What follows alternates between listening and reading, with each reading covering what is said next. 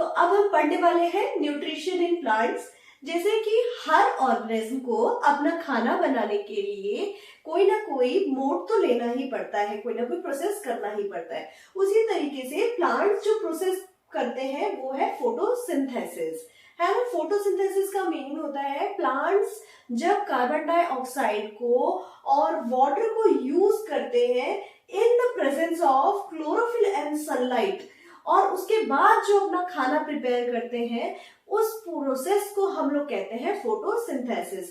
Photo का meaning ही होता है आपका लाइट, और सिंथेसिस का मीनिंग होता है बिल्ड अप करना, यानी अपना खाना लाइट के थ्रू बनाना। इस प्रोसेस को कहते हैं फोटोसिंथेसिस।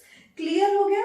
अब ये तो हमने अभी तक 9th क्लास तक यही पढ़ा, अब 10th में इसको हम थोड़ा सा इलेबोरेट करेंगे। देखिए फोटोसिंथेसिस में क्या है कि सबसे पहले क्या फोटोसिंथेसिस होता कहां पर है? लीव्स में होता है। डायग्राम से समझने की कोशिश करते हैं हम लोग। फोटोसिंथेसिस कहां पे होता है? ग्रीन लीव्स में होता है हमारा। क्लियर? ग्रीन लीफ में होता है, यही होता है। क्यों होता है? क्योंकि ग्रीन लीफ के अंदर प्रेजेंट होता है क्लोरोफिल। क्या प्रेजेंट होता है? क्लोरोफिल। ये एक ग्रीन कलर का पिगमेंट है, सॉरी ये एक पिगमेंट है जिसकी वजह से लीफ का कलर होता है हमारा green.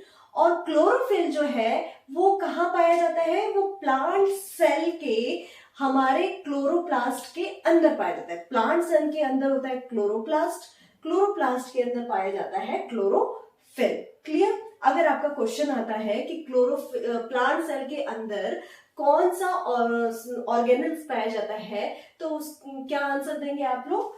Chloroplast, chloroplast. Clear? Okay. Chloroplast के अंदर प्रेजेंट होता है हमारा एक पिगमेंट जो होता है क्लोरोफिल, उसकी वजह से कलर होता है ग्रीन। अब क्या होता है कि हमारे जो ये यहाँ तो हमारा मान लो चलो हमारा एक तरह से प्लांट का किचन तैयार हो गया कि किचन तो यहीं पर है। अब क्या होता है? क्लोरोफिल का काम क्या है कि क्लोरोफिल ना सबसे पहले क्या करता है? सनलाइट लेता है। सनलाइट है, यहां से बेचारा सनलाइट स्माइल करता हुआ अपनी लाइट देता है लीफ को। ठीक है, लाइट आती है लीफ तक। ठीक है, क्लोरोफिल क्या करता है? उस लाइट को अपने अंदर ट्रैप कर लेता है। क्लोरोफिल का ये काम ही है कि वो लाइट को अपने अंदर ट्रैप कर लेता है, क्योंकि भाई खाना बनाना है तो कोई तो एनर्जी चाहिए। और हमारी एनर्जी की क्या है? हमारा law of conservation of energy हमने पढ़ा था क्लास 9th में। हमने पढ़ा था energy nether be created nor be destroyed, it can be transform from one two another energy, है ना। तो अब क्या है? यहां से आई हमारी सनलाइट। सनलाइट किसने हमारा ट्रैप किया? क्लोरोफिल ने। क्लोरोफिल ने ट्रैप कर लिया और उस सनलाइट को फिर क्या किया? कन्वर्ट कर दिया लाइट एनर्जी से केमिकल एनर्जी में। क्लियर? सनलाइट से हमें मिली लाइट एनर्जी, लाइट एनर्जी को किस में कन्वर्ट कर दिया? केमिकल एनर्जी में कन्वर्ट कर दिया। अब ये केमिकल एनर्जी का काम क्या है? इसने क्यों कन्वर्ट किया? केमिकल एनर्जी को इसलिए इसने यूज किया क्योंकि अब ये जो केमिकल एनर्जी है ना वो क्या करेगी? अब देखो यहाँ अब केमिकल एनर्जी का क्या यूज करेगी? अब देखो प्लांट को क्या क्या चाहिए फोटोसिंथेसिस के लिए? उसको चाहिए कार्बन डाइऑक्साइड, जो कि वो कहां से लेने वाला है? एयर से। एंड क्या चाहिए उसे? वाटर। यही चाहिए, दो रॉ मटेरियल्स हैं इसके। ओके, अब ये जो कार्बन डाइऑक्साइड और वाटर आएंगे लीफ के पास, उसको ये क्या करेगा? केमिकल एनर्जी वो तोड़ देगा वाटर को। वाटर को क्या करेगा? तोड़ देगा। वाटर को किस तरीके से तोड़ देगा? हाइड्रोजन को अलग कर देगा और ऑक्सीजन को अलग कर देगा, दोनों को अलग कर देगा, वाटर को तोड़ देगा। ठीक है, अब इसमें हम देख के समझने की कोशिश करते हैं। सनलाइट आई, क्लोरोफिल ने सनलाइट को ट्रैप किया, लाइट एनर्जी टूट गई केमिकल एनर्जी में और वाटर को इसने तोड़ दिया। वाटर को तोड़ा, जब इसने वाटर को तोड़ा तो हाइड्रोजन और ऑक्सीजन दोनों अलग हो गए और हाइड्रोजन क्या किया? हाइड्रोजन चला गया हमारे पास, हमारे कार्बन डाइऑक्साइड के पास। आप यहाँ देखेंगे प्रोडक्ट साइड में तो दिखेगा आपको हाइड्रोजन कहाँ आ गया? हमारे कार्बन डाइऑक्साइड के पास। और वहां आने के बाद से इसने क्या प्रिपेयर किया? अपना फूड प्रिपेयर किया जिसे कहते हैं ग्लूकोज। ग्लूकोज क्या है? फूड है, फूड है प्लांट्स का। क्लियर? अब बाकी का जो अब हाइड्रोजन तो चलो चला गया कार्बन डाइऑक्साइड के पास, अब ऑक्सीजन क्या होगा, ऑक्सीजन जो है बाय प्रोडक्ट बाहर निकल जाएगा। ऑक्सीजन क्या है, प्लांट्स का बाय प्रोडक्ट है जो कि वो एयर में फिर से बाहर छोड़ देते हैं। क्लियर। अब कुछ ना कुछ देखो, जब पूरी प्रोसेस हो रही है तो उसमें कुछ ना कुछ वेस्टेज भी होती है वाटर की, हमने पढ़ा है by the process of transpiration. अब थोड़ा सा क्या निकलेगा, इसके साथ ही साथ में थोड़ा वाटर भी बाहर निकलेगा by the process of transpiration. Transpiration क्या होता था हमारा, ट्रांसपिरेशन का मतलब जब लीव्स में छोटे छोटे छेद होते हैं, स्टोमेटा होता है हमारा, उसके थ्रू जब वाटर लूज होता है उस प्रोसेस को हम लोग कहते थे ट्रांसपिरेशन। तो ये पूरा हमारा इक्वेशन हो गया फोटोसिंथेसिस का। क्लियर, समझ में आ गया इसमें? ओके, अब यहाँ पे जो है ग्लूकोज बन गई है, लीफ ने अपना ग्लूकोज प्रिपेयर कर लिया है और क्या किया उसने, यहाँ पे ग्लूकोज प्रिपेयर कर लिया और ग्लूकोज क्या है, ये इसका फूड है। अब ये ग्लूकोज क्या करेगा, प्रिपेयर होने के बाद जहां जहां जरूरत है, ऊपर जरूरत है, नीचे रूट्स में जरूरत है, ऊपर शूट्स में जरूरत है, वो हर जगह ग्लूकोज भेज देगा। जैसे ही ग्लूकोज इनफ यूज हो जाएगा पूरे प्लांट को, तो जो एक्स्ट्रा बचा हुआ ग्लूकोज है वो क्या करेगा, प्लांट हमारा स्टोर कर लेगा in the form of starch. Starch के फॉर्म में स्टोर कर लेगा, यानी जैसे बचा हुआ खाना हम लोग क्या करते हैं, फ्रिज में रख के स्टोर कर लेते हैं, ये उसी तरीके से जो बचा हुआ खाना है प्लांट किस तरीके से स्टोर करता है, ये स्टोर करता है स्टार्च के फॉर्म में। ये जो ग्लूकोज एंड स्टार्च, ये दोनों ही क्या है, दोनों ही कार्बोहाइड्रेट्स हैं। ग्लूकोज हमारा सिंपल कार्बोहाइड्रेट है और जबकि स्टार्च क्या है हमारा, वो थोड़ा कॉम्प्लेक्स कार्बोहाइड्रेट है। ओके, अभी इतना डिटेल में आपको जाने की जरूरत नहीं है, simple carbohydrate and complex carbohydrate, बस छोटी सी टर्म्स है वो आप ध्यान रखें। होपफुली इतना आपको समझ में आ गया है। क्लियर। अब ये जो स्टार्च है वो लीफ क्या करेगी, वो 3 दिन तक अपने अंदर स्टोर करके रखेगी। ठीक है, 3 दिन तक अपने अंदर स्टोर करेगी, जब जब जरूरत होगी उसको यूज करती रहेगी, यूज करती रहेगी, यूज करती रहेगी और फिर 3 दिन के बाद वो डी स्टार्च हो जाएगी, यानी उसके अंदर का स्टार्च खत्म हो जाएगा और फिर से वो परफॉर्म करेगी लीफ फोटोसिंथेसिस का process. Hopefully getting the point. अब हम समझते हैं 3 steps to perform photosynthesis. Basically हमने सब कुछ पढ़ लिया है, उसी को 3 स्टेप्स में हमारा जो फोटोसिंथेसिस है वो परफॉर्म होता है, उसको एक बार देख लेते हैं। Absorption of sunlight bye chlorophyll. अभी मैंने आपको बताया क्लोरोफिल क्या करता है, सनलाइट से लाइट एनर्जी लेता है और उसको ट्रैप कर लेता है अपने अंदर, फिर कन्वर्ट कर देता है लाइट एनर्जी को केमिकल एनर्जी में, और वो जो केमिकल एनर्जी है फिर स्प्लिट कर देती है वाटर को, किस में स्प्लिट कर देता है, इनटू हाइड्रोजन में एंड ऑक्सीजन में। हाइड्रोजन और ऑक्सीजन में उसको अलग अलग तोड़ देता है। ये क्लियर है। इसके बाद से क्या होता है, अब जब ये टूट गया, टूटने के बाद से हमारा हाइड्रोजन कहाँ चला जाता है, हमारा हाइड्रोजन चला जाता है कार्बन डाइऑक्साइड के पास, है ना। और हमने केमिस्ट्री चैप्टर फर्स्ट में ये पढ़ा है कि जब गेन ऑफ हाइड्रोजन होता है और लॉस ऑफ ऑक्सीजन होता है, तो दोनों ही केस में हमारा कौन सा इक्वेशन होता है, हमारा होता है रिडक्शन, है ना। तो उस यहाँ पे देखो कार्बन डाइऑक्साइड ने क्या गेन किया, हाइड्रोजन, तो कार्बन डाइऑक्साइड ने क्या किया, रिडक्शन किया अपना हाइड्रोजन गेन करके और फॉर्म किया ग्लूकोज अपना फूड। ठीक है, reduction of carbon dioxide and prepare their on food, that is glucose, and extra food is getting stored in the form of starch. Clear. और जो ऑक्सीजन है एक्स्ट्रा वो बाहर एयर में निकल जाता है और जो वाटर है वो भी क्या होता है, हमारा ट्रांसपिरेशन प्रोसेस के थ्रू बाहर निकल जाता है। अच्छा, इतने के बाद से हम थोड़ा सा बस अब ये जानना चाहेंगे कि अगर आपको बाई चांस क्वेश्चन आता है इस तरीके से कि क्वेश्चन अगर आपसे पूछा जाता है कि रॉ मटेरियल्स फोटोसिंथेसिस में क्या क्या यूज होते हैं, तो the answer is carbon dioxide and water इसके 2 रॉ मटेरियल्स है। लेकिन अगर क्वेश्चन पूछा जाए कि कंडीशंस क्या क्या चाहिए फोटोसिंथेसिस के लिए, तो हमारा आंसर होगा carbon dioxide, water, chlorophyll and sunlight. ये 4 चीजें हमें रिक्वायर्ड होती है फोटोसिंथेसिस के लिए, यानी हमारे प्लांट्स को रिक्वायर्ड होती है। Clear, getting the point. Okay, अब आगे हम लोग समझते हैं इसमें कि भाई कार्बन, ये सब जो रॉ मटेरियल है इन्हें मिलते कहां से है ना।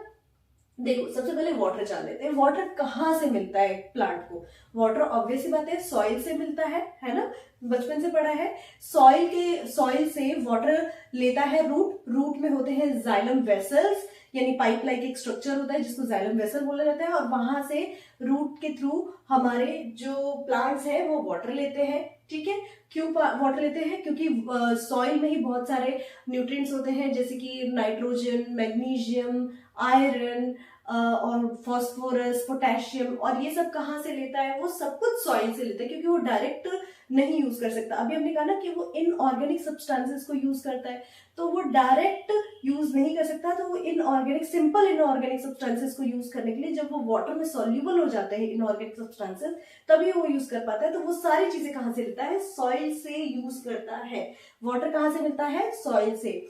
और ये भी सच्चाई है कि जो हमारे प्लांट्स हैं वो एक्चुअली दूसरे न्यूट्रिएंट्स भी यूज करते हैं, लेकिन वो बहुत ही कम अमाउंट में होते हैं, वो सारे सॉल्युबल होते हैं वाटर के अंदर, इसलिए हम उसको वाटर ही कंसिडर्ड करते हैं।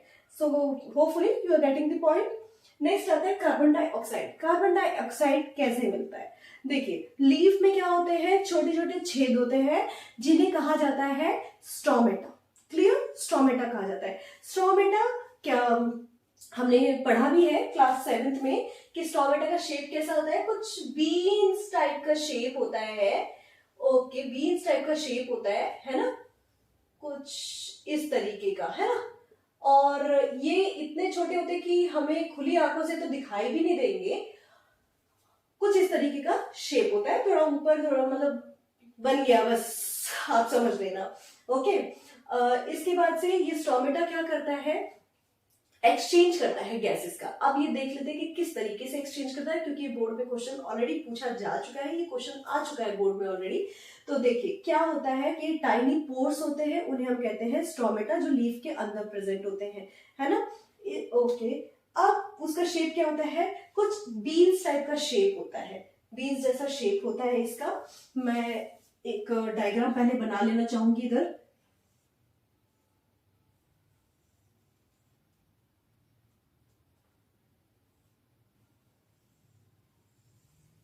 ओके, ये दो तरह के स्टोमेटा मैंने यहाँ पे बनाए हैं।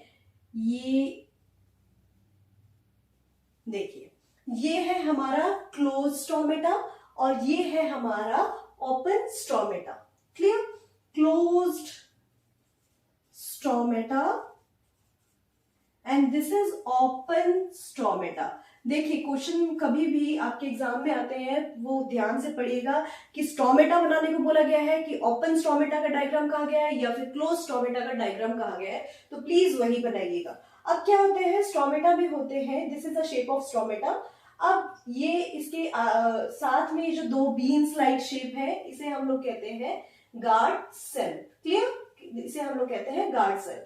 और ये छोटे छोटे ये जो छेद है ना, यही होते हैं हमारे क्लोरोप्लास्ट। क्लियर? अभी मैंने कहा था आपको क्लोरोप्लास्ट क्या होते हैं? ऑर्गेनेल्स होते हैं जो प्लांट सेल के अंदर प्रेजेंट होते हैं, और उसी की वजह से क्लोरोप्लास्ट में प्रेजेंट होता है हमारा पिगमेंट जिसका नाम है क्लोरोफिल।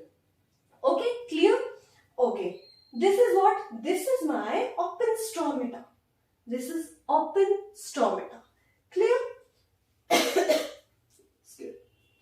अब देखो इसमें क्या होता है कि इस पूरे प्रोसेस को समझते हैं कि भाई क्लोज स्टोमेटा क्या है, ओपन स्टोमेटा क्या है और ऐसा क्यों है। देखो क्या होता है कि सबसे पहले क्या होता है, जब प्लांट्स वाटर लेते हैं और लीफ के पास आता है वाटर, तो हमारे स्टोमेटा क्या होते हैं, इनके जो गार्ड सेल्स होते हैं ना, अभी तो ये स्टोमेटा बंद है, मान लो ये स्टोमेटा बंद है, अभी इसमें कोई काम नहीं है, ये बंद है। अब क्या है, जैसे ही उसके पास वाटर आया, वाटर आने के बाद से ये जो गार्ड सेल्स है ना, वो क्या है, वाटर अपने अंदर ले लेते हैं, और वाटर लेते ही वो क्या हो जाते हैं, स्वेल हो जाते हैं। स्वेल होते ही क्या हो जाता है, जैसे ये थोड़े स्वेल हो गए आपस में, इन लोगों के बीच में क्या हो जाता है, एक गैप क्रिएट हो जाता है जिसको हम बोलते हैं ओपन स्टोमेटा। क्लियर? अब क्या हुआ, अब जैसे ही उनका खुलेगा, वहां से स्टोमेटा ओपन होगा, तो क्या होगा, वहां से लॉस ऑफ वाटर होगा, वाटर हमारा लूज हो जाएगा, और उसी के साथ साथ जो ऑक्सीजन बाय प्रोडक्ट भी बना है वो भी लूज होता है। अब लेकिन ये हर वक्त अगर ओपन रहा तो क्या होगा, यहाँ तो चलो वाटर आ गया, स्वेल हो गया, क्लोज था, फिर ओपन हो गया, लेकिन हर वक्त ये ओपन रहेगा तो ये तो लूज करता रहेगा, ऑक्सीजन को भी लूज करता रहेगा, वाटर को भी लूज करता रहेगा। तो अब इसको भाई ओपन होगा तो कार्बन डाइऑक्साइड को अंदर भी लेगा, ये भी होगा, सारे काम करेगा, एक्सचेंज ऑफ गैसेस करेगा, ऑक्सीजन बाहर देगा, कार्बन डाइऑक्साइड अंदर लेगा। अब जब हमारे स्ट्रोमेटा को, हमारे प्लांट को जरूरत नहीं होती है कार्बन डाइऑक्साइड की और उसे कंजर्व करना होता है वाटर को, क्योंकि अगर वो सारा वाटर बाहर निकाल देगा तो फोटोसिंथेसिस कैसे करेगा वो, तो वो क्या करता है कि भाई अगर उसके पास इनफ कार्बन डाइऑक्साइड हो जाती है तो वो क्या करता है, फिर से श्रिंक कर लेता है अपने आप को, फिर से क्या बन जाता है, वो क्लोज स्ट्रोमेटा के फॉर्म में आ जाता है। क्लियर? पहले था close stomata, then open stomata and then again close stomata. पानी आ गया तो वो स्वेल हो गया, ओपन हो गया हमारा, जैसे ही उसको लगा कि भाई कार्बन डाइऑक्साइड इनफ है, वाटर हमारा ज्यादा बाहर निकल रहा है और ऑक्सीजन जो है ऑलरेडी बहुत निकल चुका है, तो वो क्या करता है, अपने आप को फिर से श्रिंक कर लेता है और अपने आप को क्लोज स्ट्रोमेटा में कन्वर्ट कर देता है। इस प्रोसेस को पक्का याद रखिएगा क्योंकि इससे क्वेश्चन बनते हैं हमारे बहुत सारे। चलिए, ये हमने पढ़ लिया न्यूट्रिशन इन प्लांट, अब इसके हम लोग बात पढ़ेंगे न्यूट्रिशन इन एनिमल्स।